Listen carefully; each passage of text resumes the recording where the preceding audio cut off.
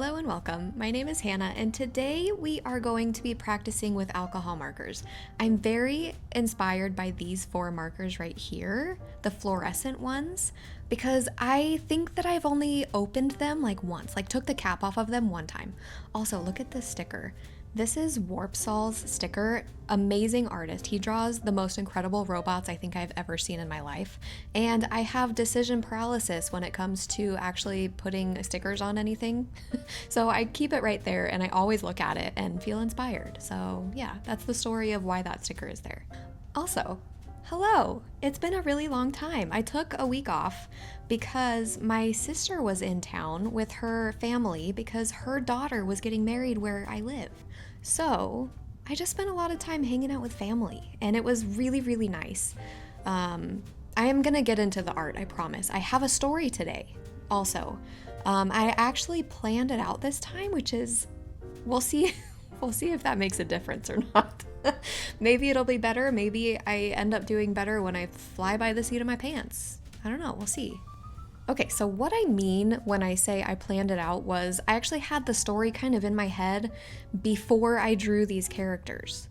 That usually doesn't happen. Usually I draw the characters and then the characters kind of tell me what the story's gonna be, like I'm a friggin' weirdo whose sketchbook talks to me.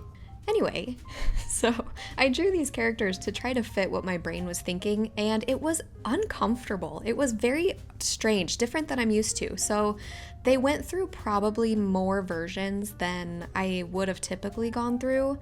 And so yeah, there's a lot of ghost lines, and if I let that bother me, I would never draw anything. So I don't really care if there's a bunch of ghost lines, but I did kind of let that push me into covering up the ghost lines by doing a background today, which I'm really excited about. I think this is probably one of my better backgrounds that I've ever done, which isn't really saying that much because I haven't done that many backgrounds, let's be honest. So I'm going to finish up this sketch and then we'll get into the story.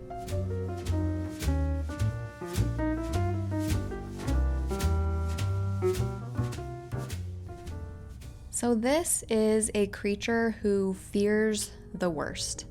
He comes from a place where forgiveness was never given. And because of this, he thinks that everything is either right or wrong, good or bad, black or white. Over time, he learned that it was better to say nothing and never let your true feelings show than it was to simply be yourself. And that was the only way that he could protect himself from the pain of not being perfect.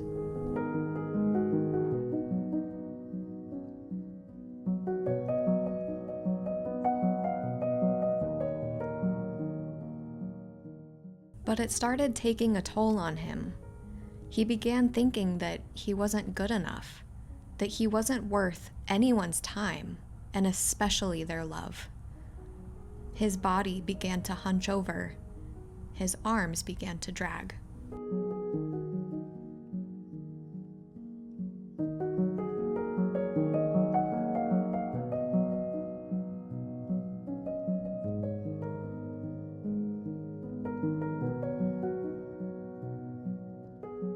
He started to feel like a burden. He started to feel like his presence would weigh other creatures down. So he hid his face. Maybe, if he wore a mask, others would feel more comfortable around him. And if they felt more comfortable, he wouldn't hurt so much. He thought that if he wore this mask, then maybe he wouldn't need to lay awake at night, scared that he did or said something that wasn't part of the black and white world that he created for himself. But it didn't help. His pain was still there. He started to come to terms with the fact that this was his life. He would always wear this mask so that others around him could be happy.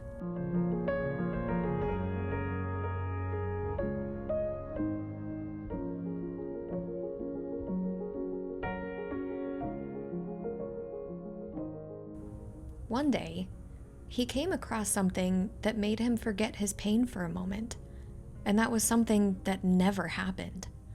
He saw the brightest, most joyous creatures that he had ever seen. He heard their musical laughter and was completely enthralled by their light. He couldn't understand how someone could be so completely and utterly themselves. They had the biggest smiles and they didn't hold them back. How is that possible? This wasn't something that he ever experienced before. So he stood for a while and just kind of watched them. He was trying to understand how they could even be so happy. And not only to smile, but to smile that way around somebody else. Weren't they afraid to say or do the wrong thing like he was?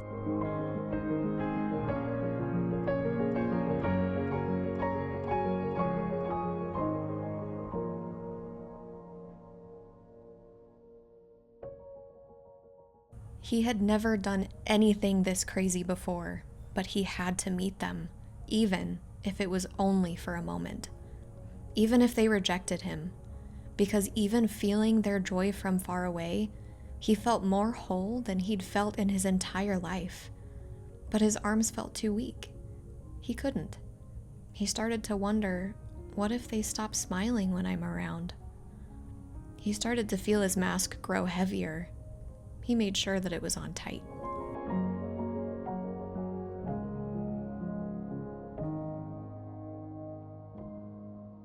As he walked a little closer, he noticed that one of them was wearing ballet shoes.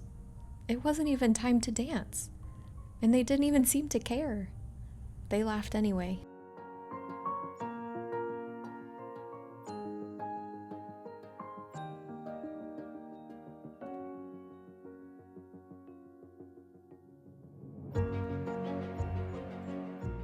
With every ounce of courage that he could muster, he tried to wave hello. His arms still felt really heavy, but he waved anyway. Only his fingers moved, but that was enough for him. His courage began to grow stronger. He started to feel hope in himself that he didn't know that he had. These two colorful creatures, they knew he wore a mask, but they didn't care. They decided that they were going to love him anyway. They saw something in him that he didn't know existed anymore. They saw his shadows, but they must have also seen something that he didn't understand anymore. He started to notice just how heavy his mask was becoming. So with his long arms, he reached up and took his mask off. He let it fall to his feet, and the world completely changed.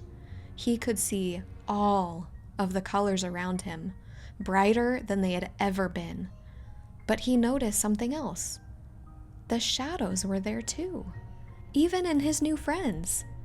He had never felt less alone in his life. He looked down at his own arms, expecting to see only the shadows because that's all he'd ever seen. But instead, he saw the colors too.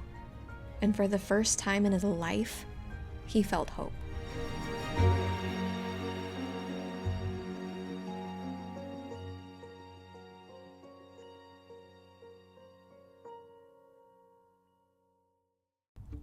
Now, personally, now that the story is over, I kind of suspect that these two creatures had their own masks at some point, and they had been through their own turmoil. So I think, in a way, they saw themselves in him, but like a past version of themselves. I don't know. Anyway, so the story is over, and I'm working on the background right now, as you can tell. Okay, so I really like blurry backgrounds, and I like there to not be so much detail because I don't know why, honestly. Maybe it's because I feel like I want to spend my time, I'm more excited to draw the creatures than I am the background, but I also know that it can feel more immersive if the background is there too, so I'm trying to find like the happy medium between giving a background and also not spending so much time on the background so that I can still enjoy like the whole process. Does that make sense? I think of all of the backgrounds that I've tried so far, and I've tried a lot of different mediums, to try to find that sweet spot for me. And I think watercolor backgrounds are still my favorite in doing, and the way that it looks afterwards. Like watercolor is really fast to do, and also it allows the blurriness to kind of show through. Also, this one was competing with his head. So I decided to take the egg out of that one so that it wasn't competing, and that one just is eggless, and that's okay.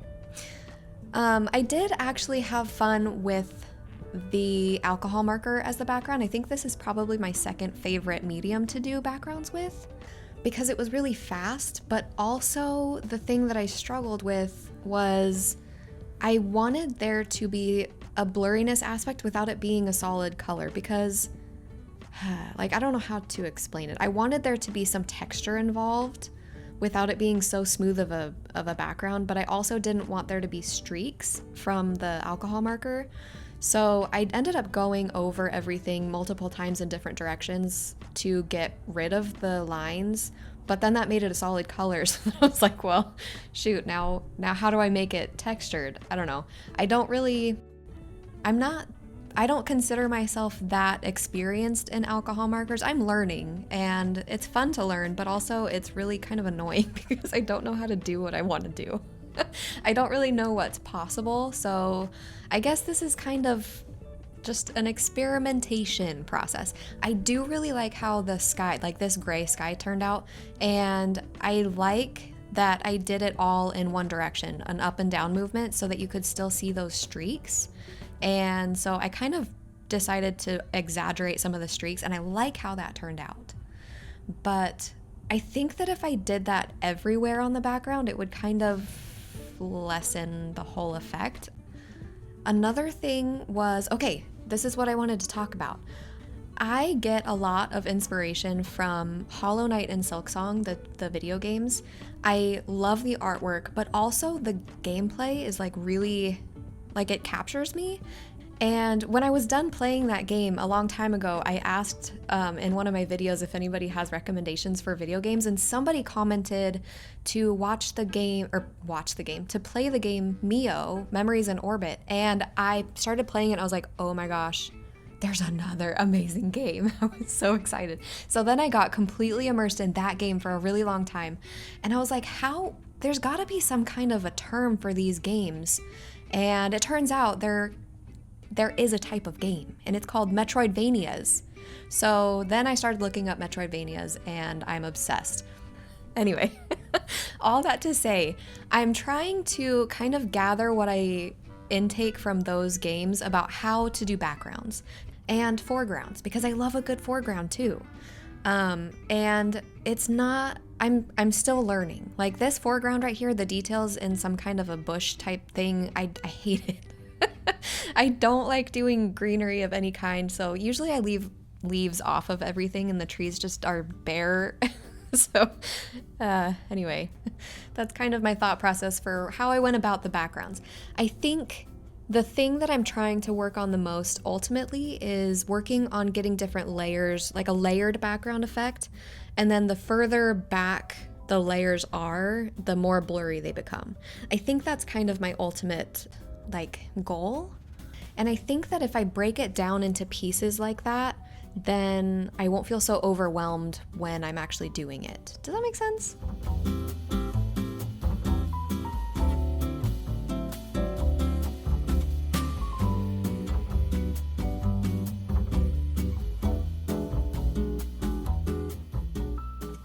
So this is how the whole spread turns out. I think it's one of my best. I really like how this one turned out. I love the mask, and the ballet shoes are my absolute favorite.